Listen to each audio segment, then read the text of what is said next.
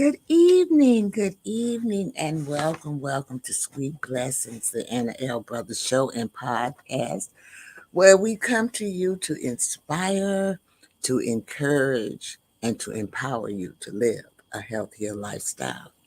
The purpose of this podcast is to make you more aware or to give you knowledge on everyday things that are happening in your life that might cause you to deviate from living a healthier lifestyle. So these are things to make your life better. We look at things physically, socially, emotionally, mentally, financially, all of those areas that make the well-being of an individual.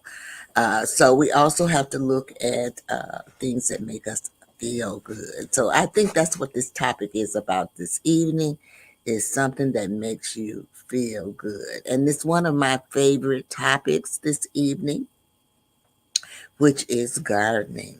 So I'm Anna. I am an author, a health consultant.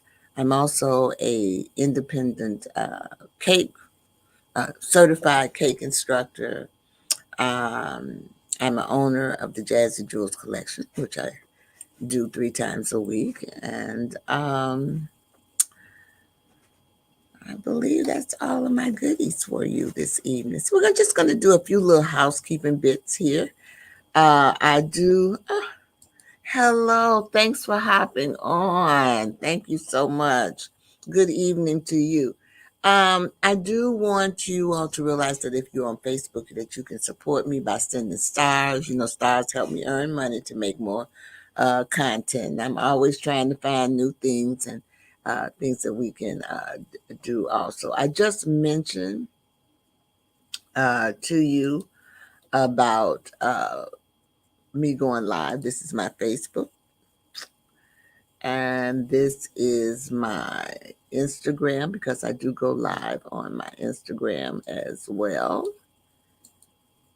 Okay. And so for those who are watching who might be interested in maybe an advertising a spot or a sponsor, we are taking, Sweet Blessings is taking those commercial and guest slots. So to secure your spot, you can go to lustine1@gmail.com or CTR Media Network. This is my website there, as well as I also have a bit there. That is, both of those are my website. So you can reach me there, and if you have any questions. So what we're gonna do now is we are going to take a brief commercial. And then when we come back, I'm going to talk about one of my favorite subjects, which is gardening. So we're going to transfer. How do we transfer our outdoors? So we're going to talk a little bit about the art and science of gardening and landscaping, which is a work in progress for me. I'm still learning that as well. Okay, so let's take that brief commercial, and then we will be right back to delve right into our. Hold on, let me get to it. We'll be right back to talk about those gardening and landscaping. Just want to make sure I get to the right one.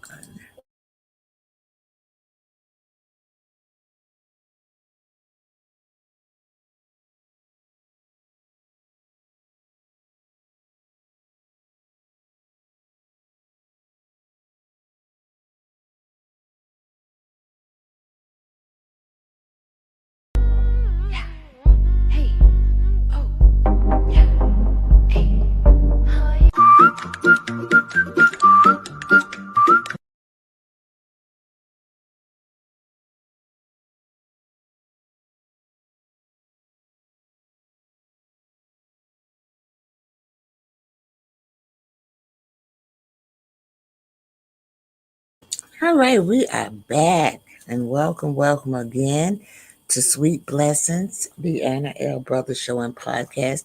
This evening, our show is on gardening, the art and science of gardening. So I'm going to pull up my presentation slide here. Hold on. Okay, so we want to transfer the outdoors. We want to make it look beautiful. And it doesn't matter whether you are in an apartment, a house, or whatever. A garden is a garden. And so I'm going to talk a little bit about the different types of gardens that are available. And there's many types. So as you can see, I'm going to go. The first one that I'm going to kind of talk about is a vegetable garden. So growing vegetables and herbs for personal consumption, which also promotes healthy eating and self-sufficient there. So I am an avid gardener, and I do have a vegetable garden. I put a question in for the show. I put a question in, what kind of garden do you have? And I have an herb garden, a vegetable garden, and a flower garden. So I have, kind of all of them. But I started very, very slow with my garden. Now, the other one, which I just said, is a flower garden. So you have your planting flowers to create visibility, to make your landscape appealing and attract pollination, which is, birds and butterflies and all of those things. So when you plant those flowers and things, you get pollination.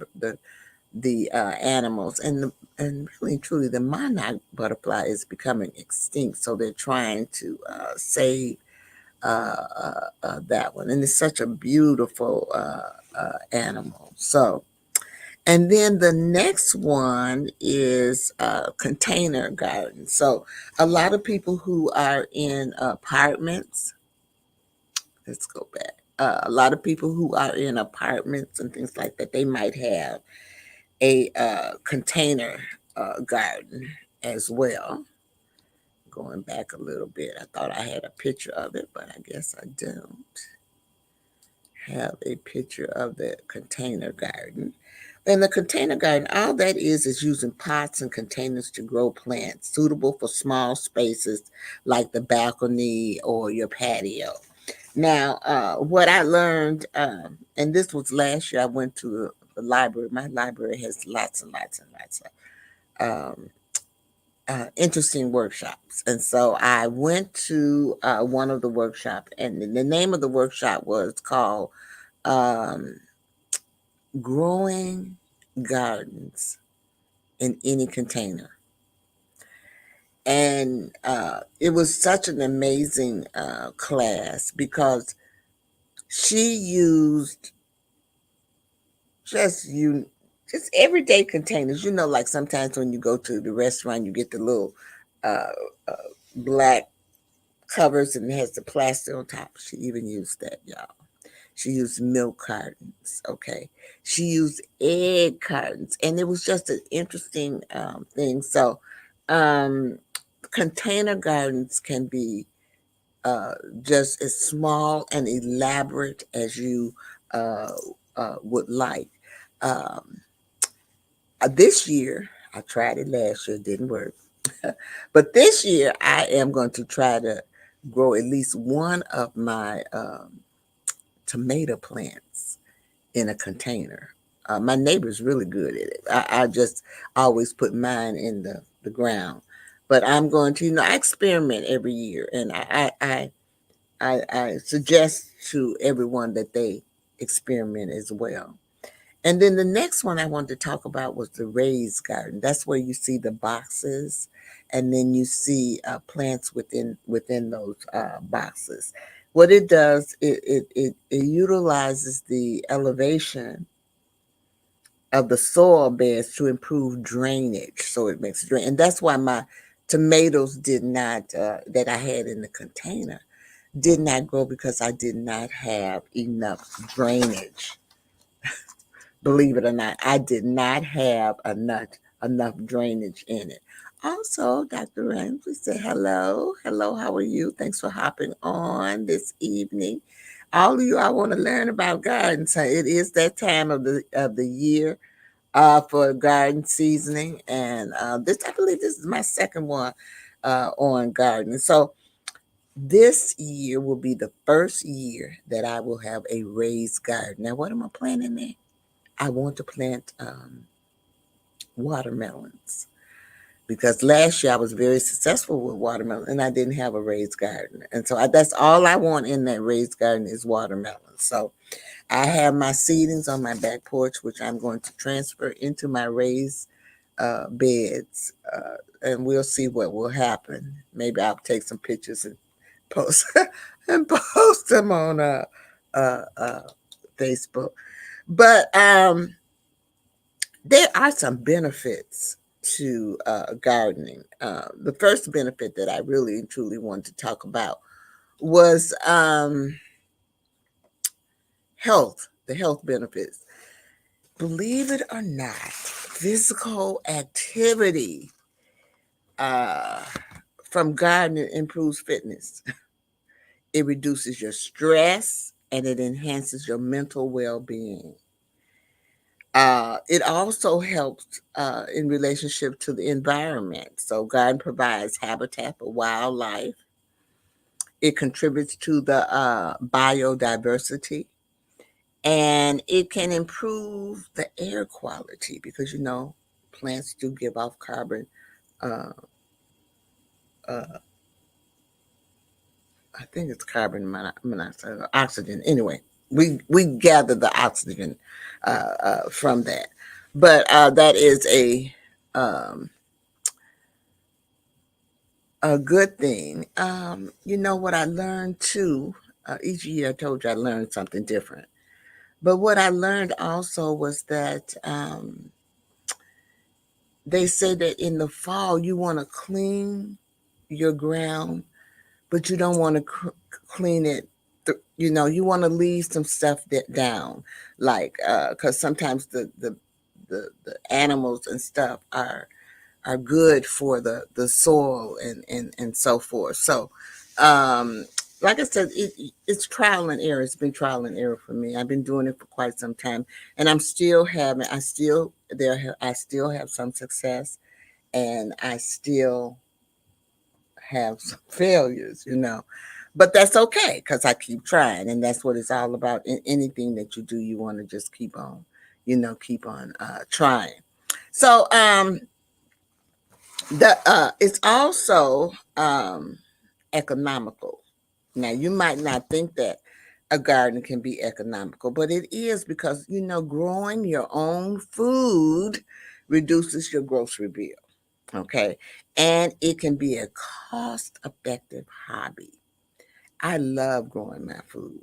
This year, I plan to have beans. I got beans plant, tomatoes, peppers, just all kinds of things. It's okay if it doesn't come out. The thing of it is you just keep trying.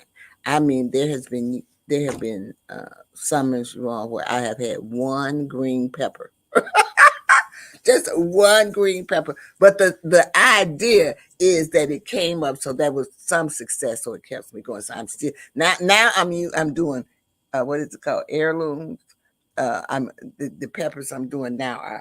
I know the peppers I'm doing now is uh purple or something. I thought I would try something different. I thought I would do some different things with the garden. So, and that's what you should do. You should do trial and error with your garden. So, let's talk about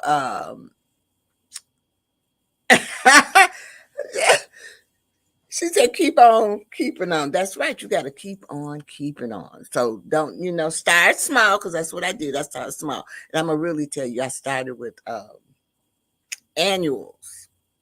And every year I had to replant I got smart.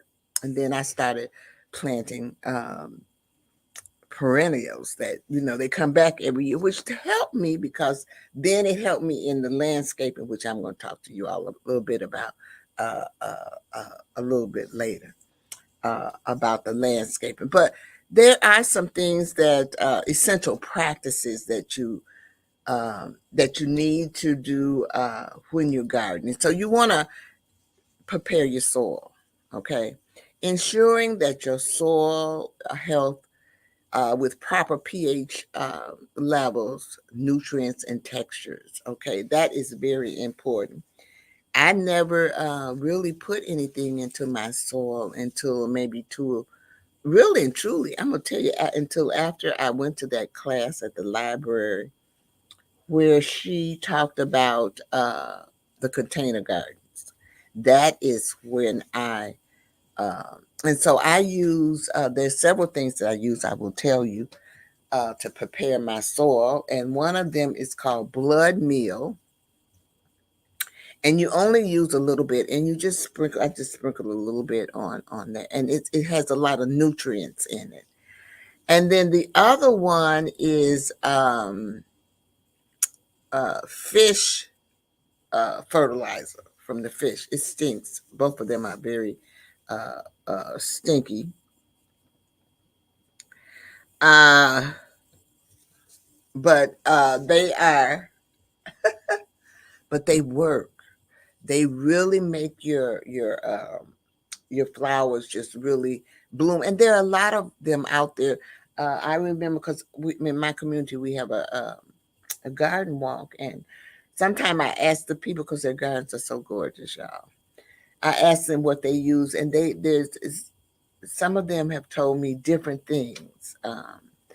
I still use cow manure as well, but now I also use mushroom compost because mushrooms you can use that as compost, and I'm even thinking about getting me uh, a compost bin, to throw into so I can fertilize because that's what you can make your own compost.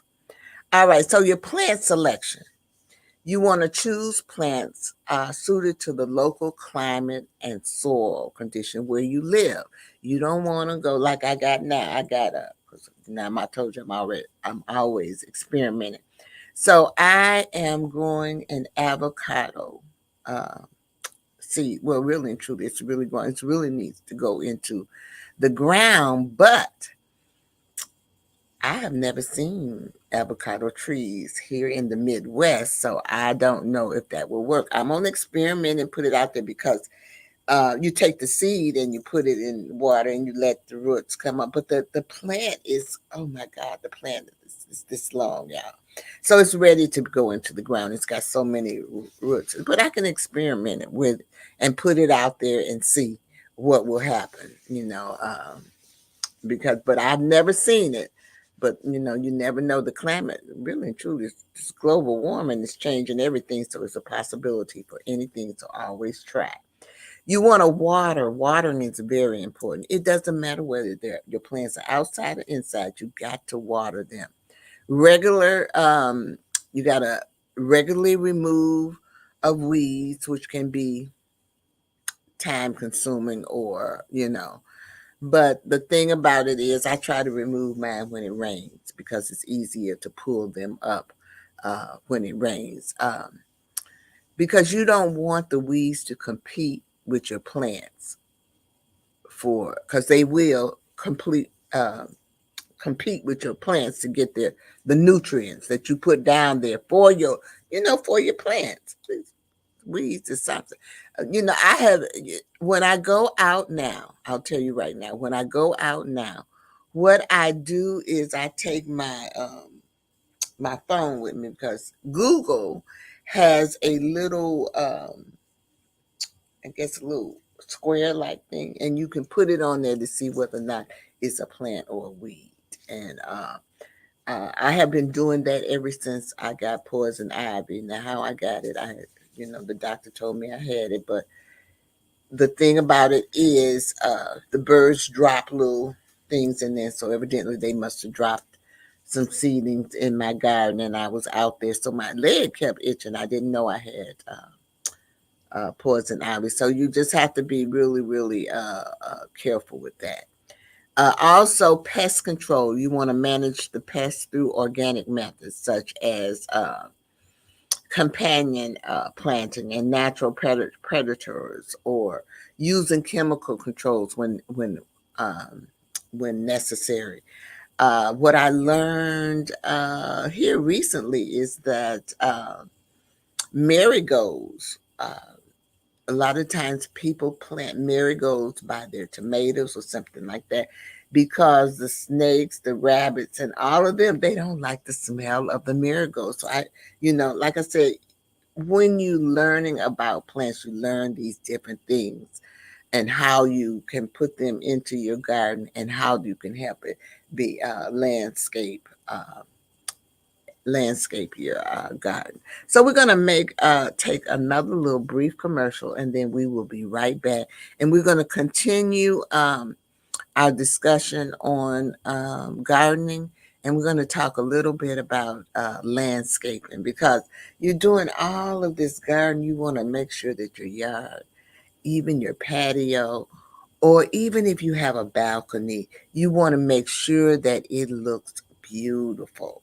Okay, that's the way you want to uh, represent. You just want to represent that way. All right, so we will be right back.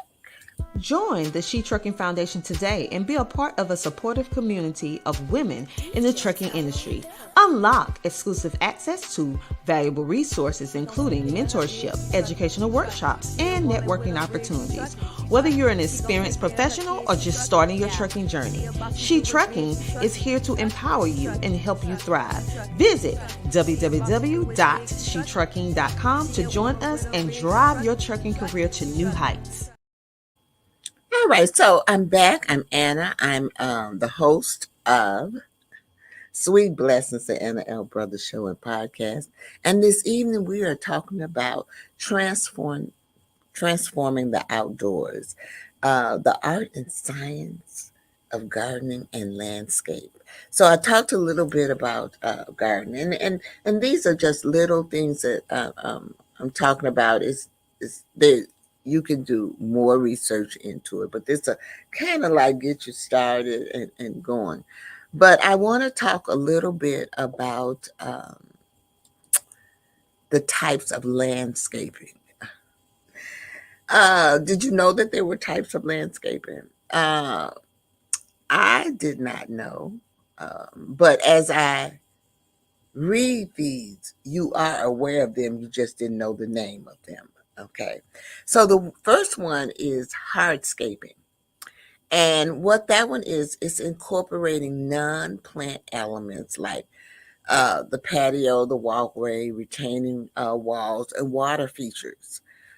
So you can sometimes you go to people's yard and they might have a pool, with fish and things in there. They might have water streaming down. So those are called hard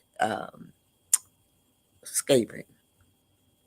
Then you have soft scaping, and that is planting trees, shrubs, flowers, and grass to create um, a balanced and appealing environment. So once you get into your planting, then you want to maybe plant some trees.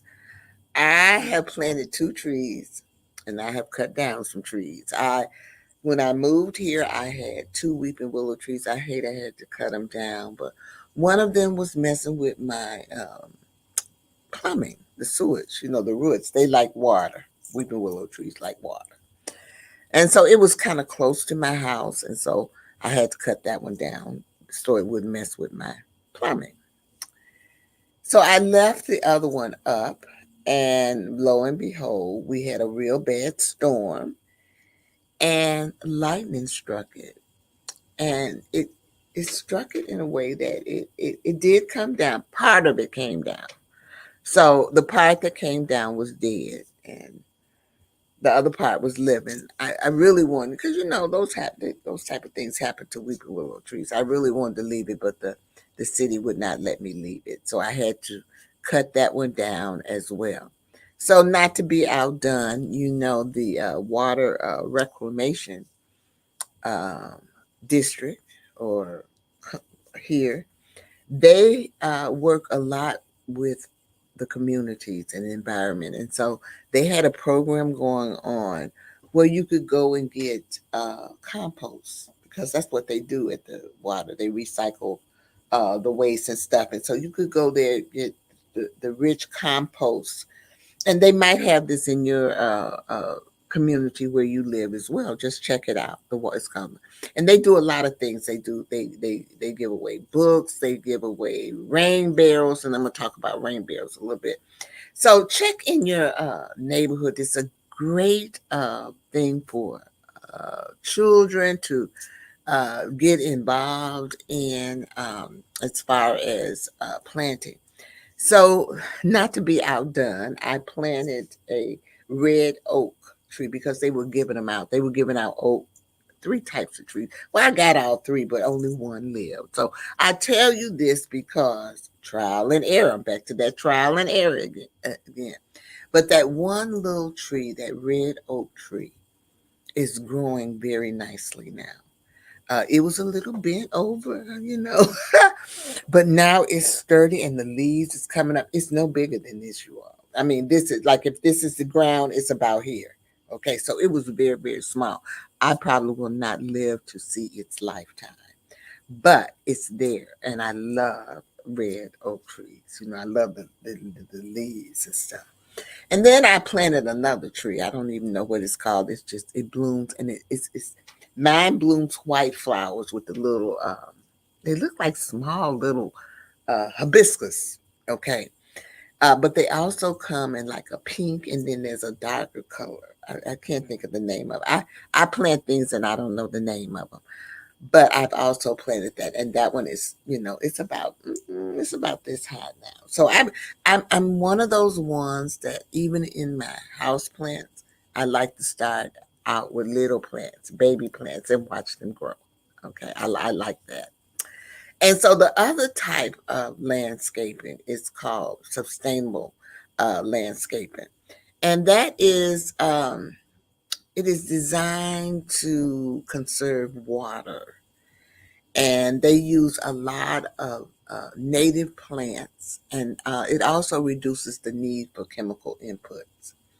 So, sustainable landscapes you might see in a garden, park, or also in,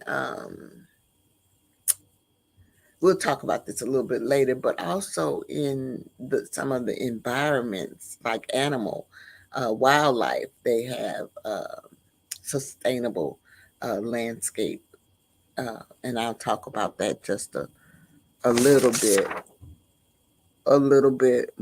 more. Now, even though even though I'm talking about landscaping, um, the landscaping has designs. There's different ways that you can design your landscaping. So we're going to talk a little bit about that. And so there are 5 ways, basically, and some of them might be familiar. You might be familiar with it because they use these. Some of these they use in art forms when they're talking about art, or when you're doing something, you got to have a focal point and things like that. But the first one I want to talk about is unity, creating a cohesive look by repeating elements and using a consistent design pattern. So I try to kind of include a picture that would incorporate kind of all of these elements, design elements.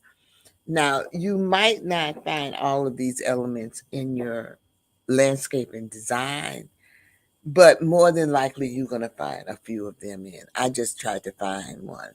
So I felt like this picture represented unity. It creates a cohesive look, and it's also repeating the elements. You got rocks on both sides, trees on both sides, things like that. So it gives you the consistency of a pattern. Then it also has balance. So it's ensuring a visual equilibrium through symmetrical or asymmetrical arrangements. And all that is even and odd, okay? Symmetrical or asymmetrical.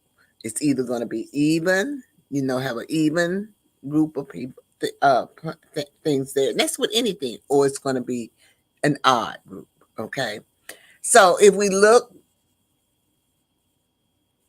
there are 9 bushes up here, which means it's odd. Then you have one tree over there.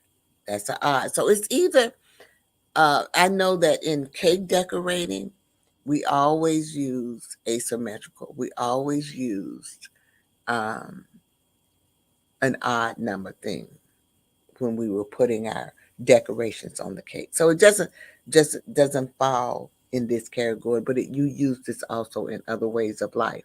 And then it's proportional, keeping the size of the plants and elements in a scale within the surrounding areas. So sometimes when you go to resorts and you see waterfalls and all those, that's what that is. It's proportional. You go in, you say, "Oh, this looks so good. It's so refreshing. Oh my God!" You can feel it. Okay, and then the rhythm. Guide the eye through the landscape using patterns and repetition and sequencing.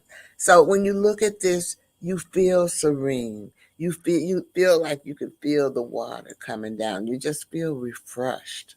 And then there's a focal point. To me, the focal point in this picture is the waterfall. You want to highlight specific areas or features to draw attention and create interest. So the first thing when I look at it, I look at the waterfall. I say to myself, "Ooh, wee," and then uh oh, you never knew that? I don't know what you never knew because I done talk so much. But the thing about it is, and when I tell you, it's a lot of things that I don't know. I'm still learning about the garden. I'm so mad right now about my garden because I started planting my garden back in the 1st of March on my porch. Some of the things grew and some of them didn't. So it's so discouraging when it doesn't. Especially when you start early. Okay, so some of those things I'm probably gonna have to right. Some of those things I'm probably just gonna have to plant seeds into the ground like I normally I normally do. I know, girl. You know how it is when I get to talking. It is a learning experience. It is gardening is a learning experience. You learn so much from it now, and I learn from other people just from talking to other people. Now I am a member of the garden club, but most of my tips and things like that I have learned through research and also from other people. I learned about the mushroom compost from a gentleman that visited my booth, my jewelry booth, and we got to talking about flower. And he used raised gardens, raised garden boxes. And so I've always had a desire for that. And so this year I was able to obtain. And that's another thing. It can be expensive, so you work it in moderations. Okay, you plan it and budget it out. But he's the one that told me about the mushroom compost. So I use it all. I use the fish fertilizer. I use the blood meal as well as the other. And I spray. I spray my, because the little bugs get on it. The bugs. Now I do have, and I use organic spray because uh, I don't want any chemicals on it. So there are some things out here that you can use where you don't have to use chemicals like they do when you buy it from the grocery store. That's why I like uh, doing my growing my own. I like growing my own food. That's the best. That is just the best way to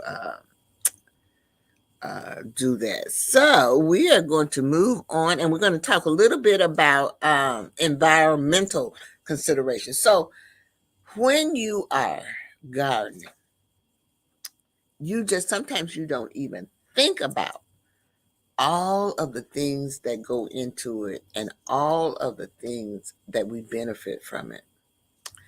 So, water conservation, implementing exerscaping principles, using drought tolerant plants, and installing a rain garden.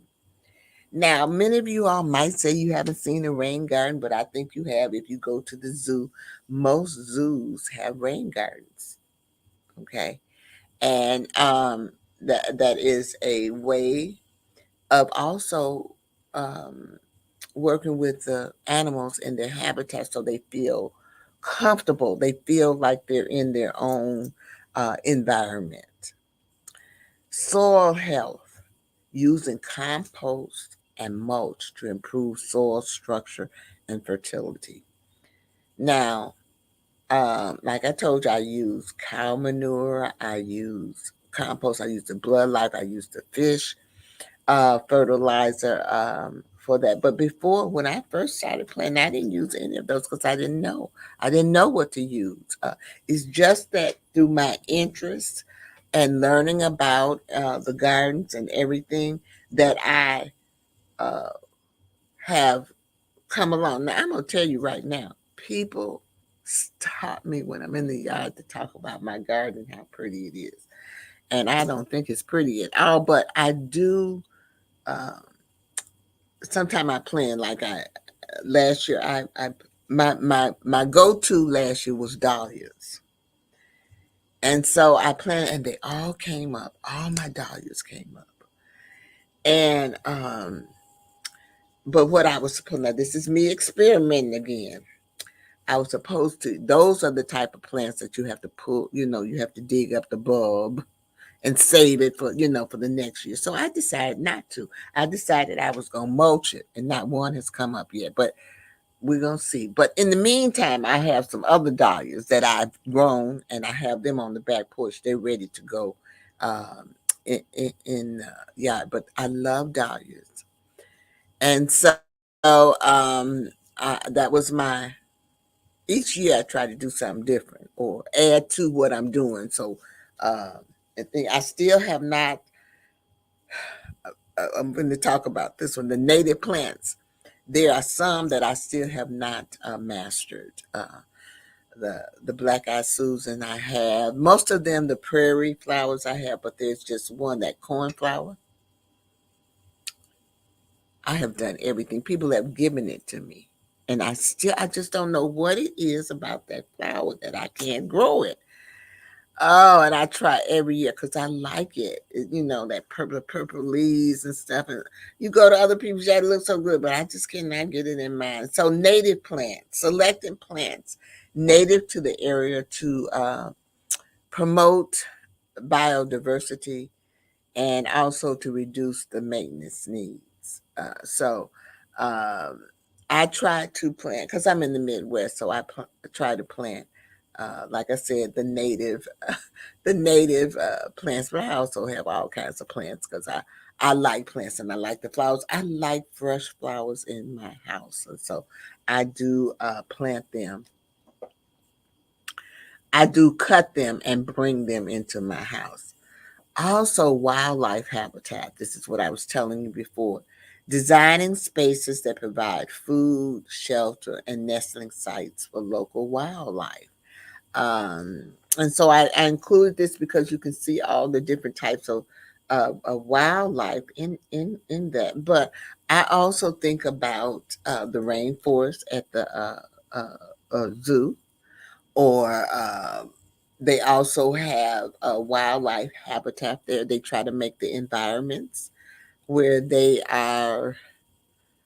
conducive to the living environments that they would have if they were on the outside of instead of being, uh, on the outside as opposed to being contained in the system. So those are some of the things. We're going to take another commercial, you all, and then we'll be back. And when I come back, I'm going to talk to you a little bit about the seasonal tips as well as the tools and the equipment that you need to get started with. Okay, we'll be right back.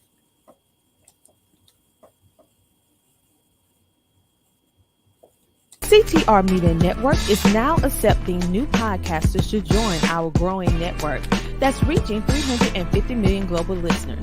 Have you heard? CTR Media Network offers podcast production, podcast training, distribution, and product placement. Book us for your next event or schedule an interview with CTR Media Network podcasters today. To learn more, go to ctrmedianetwork.com. All right, we are back. I'm Anna. I'm the host of Sweet Blessings, the Anna L. Brothers Show and Podcast. And this evening we are looking at the art and science of gardening and landscaping. And so we just finished talking about the environmental considerations. So I want to give you some tips, some seasonal tips, things that you can do in the spring, things that you can do in the summer, the fall, and the winter. So garden is just not for the spring and summer. You truly have to do gardening all year. So in the spring, what you want to do is you want to prepare your soil. You want to start planting and managing your weeds. That's what you want to do in the spring, which I think I've done most of the stuff. I have problems with managing the weeds because if it's hot, I'm just not going to do it. But if it is like it rained this evening, so tomorrow I will get out there and I'll pull up. But I'll get out there early because we've been having 90-degree weather here. So I'll get out there early. So I'm elderly. I can't be out there in that heat and have heat stroke and all that stuff. So I'll get out there early in the morning and kind of pull up some of those weeds. And then in the summer, all you want to do is you want to maintain, be consistent with watering and managing your pests and prune plants. Now, this was something that I was not I was not good at. I'm gonna really say that I don't think I'm still not good at it, but I am beginning to master pruning your plants. And we all need to prune them because it's just basically going in the middle, but finding the middle is the thing. You go in the middle and you pinch that out, and what it does, it makes that plant grow outward as opposed to up. It's still going to grow up, but it gives it a little more fullness to it, and it blooms a little bit more. So there are some equipment that you use to do that. And then in the fall, you want to harvest all your remaining crop. This is when you want to plant your perennials and prepare your garden for the winter. Now, like tulips and irises and those things, I did not show that on here, but I have what is called a bulb planter. And it's a round apparatus like this, and it has a little handle on it. And what you do is you just push it down into the dirt. And when you bring it up, it the height of it is where the bulb should go. So once you bring that up, then you're going to place the bulbs in the dirt, and then you're going to place the remaining dirt back over that. And then in the spring, you'll have flowers. Now, I have done that with several flowers. My church during Easter time always has tulips and lilies, And so I keep them in the house until they almost died, and then I plant them outside, and they come back every year. Every year they have come back. So keep that in mind. Those are the type of things that you want to do uh, for the winter. Now, some plants you grow in the winter, okay, or in the fall. You start them in the fall, and that's garlic. It's like you babysit. It's like a child. So, but you just have to learn. Get your book and read. I have many books on plants, whether they're in the house or outside. I'm always going to YouTube, and you can go to nurseries, and they will tell you about different types of plants as well.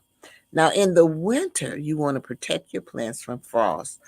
Plan next season's garden and start seeds indoors. Now, I'm not there yet, but that same lady that I was telling you about that did the container gardens, she plants her gardens in the winter so that, and she covers them up. And then in the spring, they grow during the winter. And then in the spring, she opens them up, and that's it. So that's how some of these people, you see all these gardens up there. So I'm not there yet, but I would love to try that. So she has greens all year round, she said. Greens and her beans and cabbages and stuff like that. But I said, Lord, if the Lord let me live long enough, Lord, let me live long enough. I'm gonna get this gardening down pat, because I grew up in the South and we always had gardens. We lived off of the land, and I kind of miss that somewhat. And then let's talk a little bit about the tools, you all, that you would use for gardening. There's some hand tools, trowels, pruners, which I just told you about, and these are just a few pictures, so that sometimes people need pictures to see what they actually look like. And if you have never been into gardening, you would not know. Everyone knows what a saw is, but this is a weed thing where you pick up the weeds. This is trowel. This is a pitchfork. I use a pitchfork a lot because I grow horseradish and it's a root, and so you have to get down into the ground to get those things up.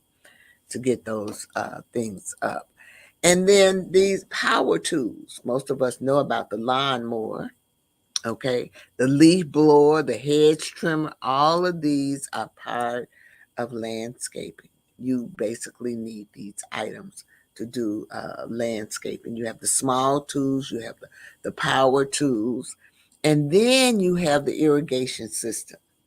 Now, there's a drip irrigation, which I love. That I have a hose that has little tiny holes in it, just like this one that you see here, and you just hook it up, and it gives like a drip. So your flowers, it's constantly watering them because it's just a little hole. And then you see some people use sprinklers. Okay, that's another way of doing an irrigation system. And also, we have rain barrels. Now, I have two rain barrels, but I just got them. I got them last year. A friend of mine gave me. She is a what you call. I can't even think of it now. A gardener, mm, a certified gardener. It's another name for it. I can't think of it right now. But oh God, I can't think. It's on the tip of my tongue. But she gave me. She had several rain barrels, so she gave me one of her rain barrels, and then I ordered a rain barrel.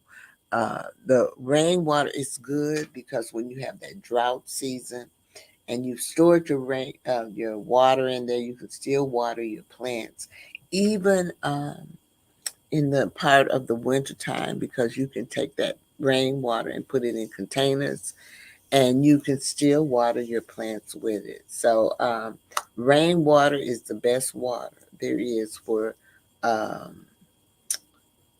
your plants. So we are going to take one more commercial break, and then we're going to come back and we're going to do a summary of what I just talked about with the gardening. Okay, hold on. Here we go. Let me see. Does this resonate with you? Has a company ripped you off in the past? SettleShark is changing how consumers get money back from companies. SettleShark assists consumers during the entire process, from beginning to end. Our process is simple, convenient, affordable, and powerful. You're in control. We are here to help you. Contact us today at www.settleshark.com or call 1-888-704-0708. All right, we're back. I'm Anna. I'm the host of Sweet Blessings, the Anna L. Brothers Show and Podcast. And today the episode was on the art and science of gardening and landscaping. And so we just kind of finished up talking about these things. But I also want you to think about gardening and landscaping as rewarding activities that combine creativity, environmental stewardship, and physical activities. Whether you're creating a small garden or designing an elaborate landscape, these practices enhance your outdoor living space and contribute to a healthier environment, which in turn contributes to a healthier lifestyle. So, I just wanted to say thank you for visiting and please come back again. And I want to remind everyone to please subscribe to my YouTube channel, which I also have listed down there in the bottom, that's strolling across the stream. So I want to again say thank you for just visiting, coming by and visiting. And I'm just hoping that in some kind of way that this episode has inspired you. I'm hoping that we have encouraged you, and I'm hoping that we have empowered you to get on out there and get that garden started. So I also reminded you to subscribe to my YouTube channel, which I have down there in the bottom. And as I leave you, I also want to remind you to please live your life by the 3 L's. So the first one is life. You want to live your life to the fullest. The second one is to laugh. Remember to laugh, okay? Laughter brings so much joy into your life. So bring some laughter into your life and bring laughter into others' life. Be kind, with your words. And then the last thing is self-love or self-care. The most important person that you can help is yourself. Love yourself. You are important, and don't remember that. And remember to always do acts of kindness in your everyday life. And remember that I'll be here every Wednesday, uh, giving you a little knowledge, maybe bringing you a guest speaker from time to time on to speak on certain topics and knowledge. So I hope you enjoyed this today. So as I go out, I will show you my sponsors and my recognition for those people who have helped me along the way. Have a great one.